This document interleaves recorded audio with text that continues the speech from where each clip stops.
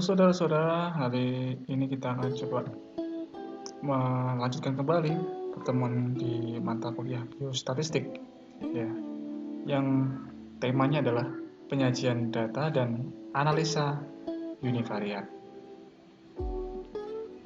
Nah, pada topik ini ada beberapa tujuan kita ya, tujuan mempelajari ini. Yang adalah mahasiswa ya, Anda nanti diharapkan mampu menjelaskan konsep statistika ya, yang deskriptif ya, statistika deskriptif tentang penyajian data dan analisa univariat. Kemudian Anda diharapkan mampu melakukan input data mentah, kemudian Anda bisa menjelaskan konsep penyajian data, dan Anda juga nanti diharapkan mampu menyebutkan jenis-jenis penyajian data. Berikutnya adalah Anda diharapkan mampu mengolah data, kemudian melakukan penyajian data deskriptif ya. Jadi nanti selain Anda mendapatkan konsep-konsep dari penyajian data dan analisa univariat ini, Anda diberikan file Excel yang tujuannya Anda nanti bisa berlatih supaya Anda bisa nanti melakukan analisa dan juga penyajian data itu sendiri ya. Nah, kita lanjutkan kembali.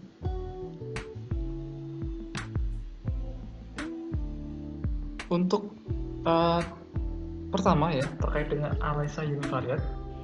Analisa univariat ya, analisis data ya. Analisis itu adalah merupakan kegiatan untuk merubah data menjadi ringkas, sehingga data dapat diwakili satu atau beberapa angka, sehingga memberikan informasi yang jelas. Nah, analisis data itu ada beberapa tingkatan ya. Ini yang pertama adalah yang paling mudah, analisis univariat. Uni, satu variabel, jadi satu variabel saja yang dianalisis. Kalau analisis bivariat atau B itu ada dua variabel, dan analisis multivariat ada lebih dari dua, banyak ya. Nah, di bahasan ini hanya yang kita diskusikan ini saja, yang paling mudah. Nah, analisis univariat ini tadi saya sampaikan bahwa suatu teknik analisis data terhadap satu variabel secara mandiri, tidak dikaitkan dengan variabel lain. Contohnya gimana? Misalkan Anda meneliti tentang misalkan kemampuan mahasiswa Unitri dalam misalkan melakukan injeksi ya, misalnya. Udah, jadi yang dilihat hanya mampu injeksinya berapa, bagaimana, seberapa mampu. Bisa digunakan prosentase atau angka-angka yang lain ya. Nah, kurang lebih seperti itu untuk univariat. Nah, kalau yang bivariat contohnya gini. Jadi kalau uni 1 bivariat misalkan gini,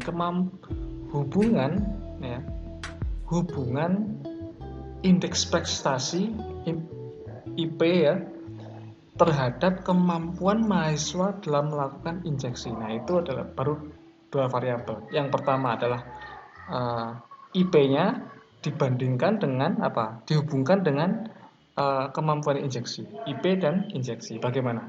Nah, itu bivariat baru. Nah, analisis univariat ini adalah sama dengan analisis deskriptif ya, sama istilahnya ya. Kemudian untuk analisis univariat ini model analisisnya berupa apa? Misalkan menampilkan data hasil pengukuran, kemudian ukuran tendensi, dispersi, penyajian data atau kepemilikan data ya. Angka hasil pengukuran dapat ditampilkan dalam bentuk angka ya. Angka ini bisa angka atau murni angka, presentasi, nanti akan diberikan contoh-contohnya, prosentase, rasio, prevalensi. Ukuran tendensi sentral, ada mean, median, modus. Yang Anda perlu lihat lagi dulu, kalau SMA ada ini mean median modus ini. Kemudian ukuran disperse atau hitung rentang, kemudian deviasi rata-rata, variasi standar deviasi, dan coefficient of variancy. Nah, ini dia analisis univariate yang menggunakan angka. Contoh ini, angka dapat dihasilkan dari hasil penghitungan, pengukuran atau laporan. Ya, angka itu tentu misalkan Anda mengukur sesuatu, mengukur suhu seseorang berupa angka. Anda menghitung sesuatu berupa angka, atau laporan-laporan bentuknya adalah angka. Nah, angka ini adalah bentuk analisis yang paling sederhana.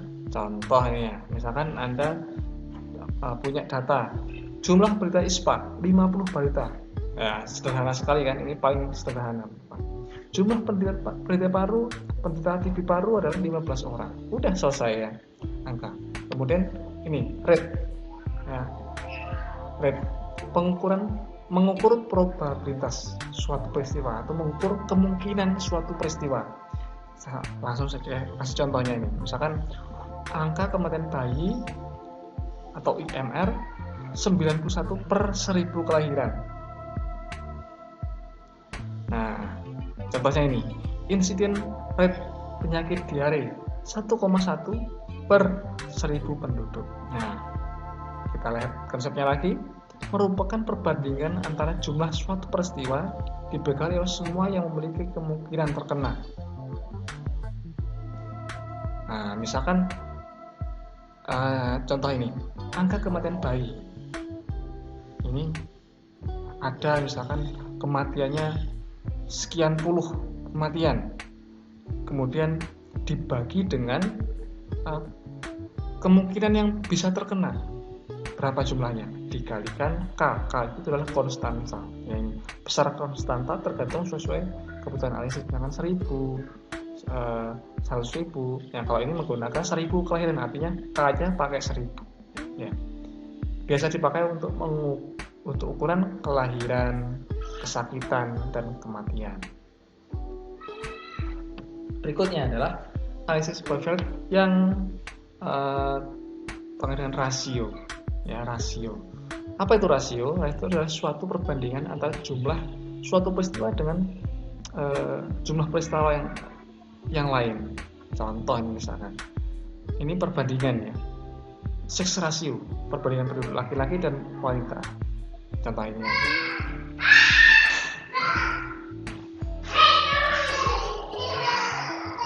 Ya, rasio, kurang lebih seperti ini. Jadi membandingkan aja dua hal yang berbeda. Kemudian ada lagi proporsi atau persentase.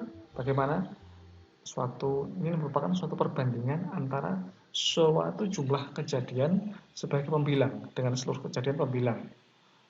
Hasilnya gimana? Contoh ya, langsung kita ketikkan. Presentasi penduduk perkotaan 41,3%. Nah, misalkan ini ya, proporsi itu. X-nya adalah perkotaan ya. Misalkan ada 100.000 yang tinggal di kota. Maaf, ini ada yang salah ini.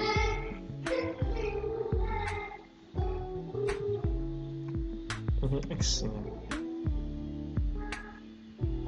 Nah, sekali lagi bahwa suatu jumlah kejadian sebagai pembilang dengan seluruh kejadian pembilang menjadi sebagian dari penyebut.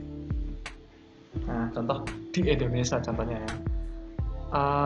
Kita cek presentasi penduduk perkotaan. Artinya adalah ini berapa penduduk yang di kota, 100.000 dibagi dengan apa, X-nya per kota, penduduk yang di kota plus yang di desa kali 100%. Ketemunya seperti ini.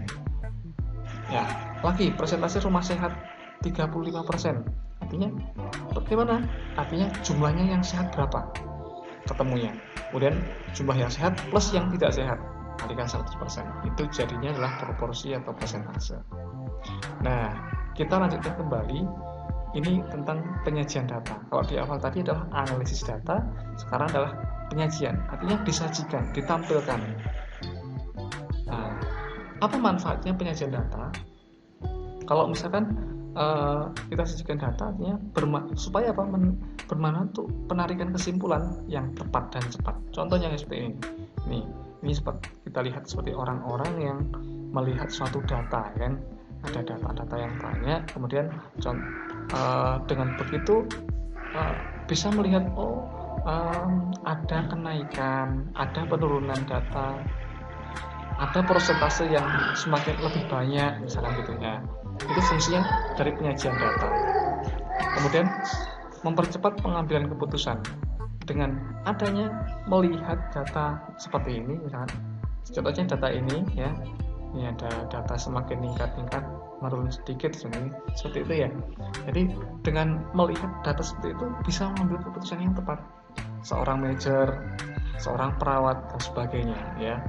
Seorang tenaga kesehatan perlu menggunakan, contohnya sekarang adalah data corona ya.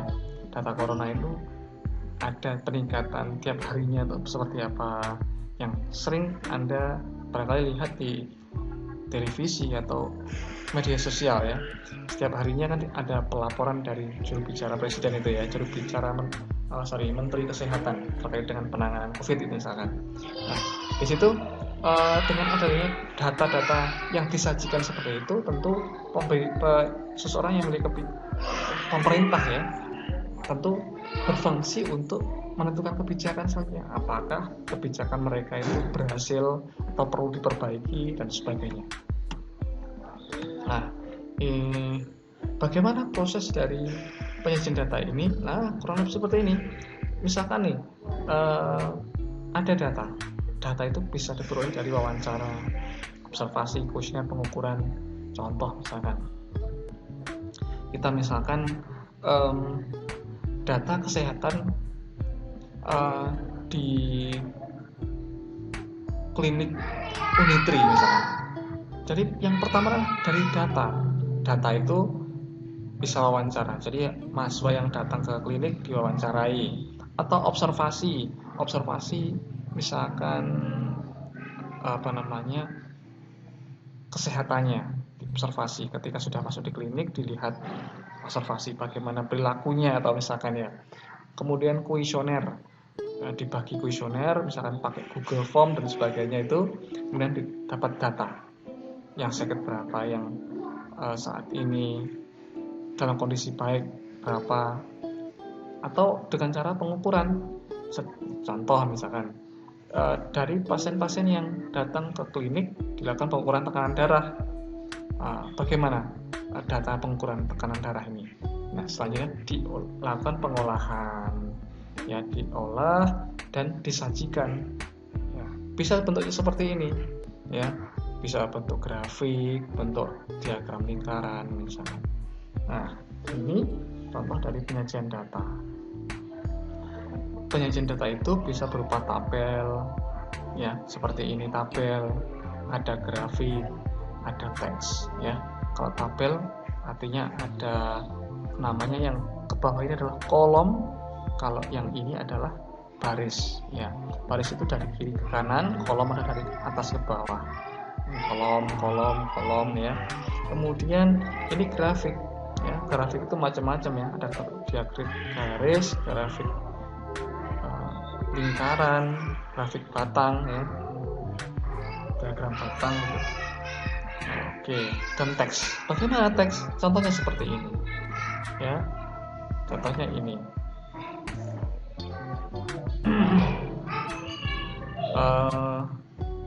Setelah dilakukan survei berdasarkan pada tanggal ini, desa X depan data hasil pengumpulan distrik 500 penduduk yang display sebanyak sekian seperti itu. Bentuknya teks. Jadi ada kombinasi angka-angka dan juga kalimat, ya, teks juga, sehingga didapatkan suatu penyajian data yang seperti ini.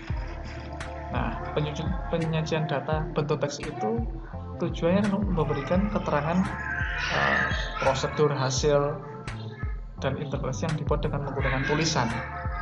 Nah, data disajikan dalam bentuk angka, ada angkanya, yang dirangkaikan dengan ada kalimat-kalimatnya. Cuman kadang-kadang ini membingungkan, tidak efisien, tidak efektif. Karena misalkan kita melihat grafik ini lebih mudah membacanya daripada pakai teks. Kalau ini penyajian data bentuk tabel, ya, ini dalam bentuk tabel ini tentu ada aturan penulisannya. Tujuannya apa? Tujuannya adalah melihat perbandingan variabel-variabel. Contohnya ini ada variabel kalori protein dibandingkan bagaimana ya antar satu. Kalau di sini adalah zat makanan, bagaimana, atau dilihat di sini 1 dan 2 ya, atau orang 1 orang 2 dibandingkan. Nah, kemudian tabel ini disusun dalam bentuk baris dan kolom ya. Tentu tadi seperti saya sampaikan, baris itu yang dari kiri ke kanan, kolom dari atas ke bawah. Kadang-kadang menunjukkan sudah seperti itu ya. Kemudian ini dia, dalam penyajian data bentuk tabel tentu ada aturannya. Yang pertama adalah ada judulnya, ada nomor tabel, nomor urutnya, tabel 1, 2, 3 dan sebagainya. Kemudian ada head atau kepala tabelnya, dan ada sumber. Nah, ini ada konten isinya dari tabel itu sendiri. Nah, yang terakhir adalah Anda nanti tugasnya adalah untuk melakukan analisis data pada hasil penelitian. Nanti Excel-nya sudah diberikan, membuat penyajian data juga, Excel terakhir. Dikumpulkan hari Jumat maksimal. Anda besok misalkan sudah siap, maka Anda juga bisa mengumpulkan itu. Terima kasih.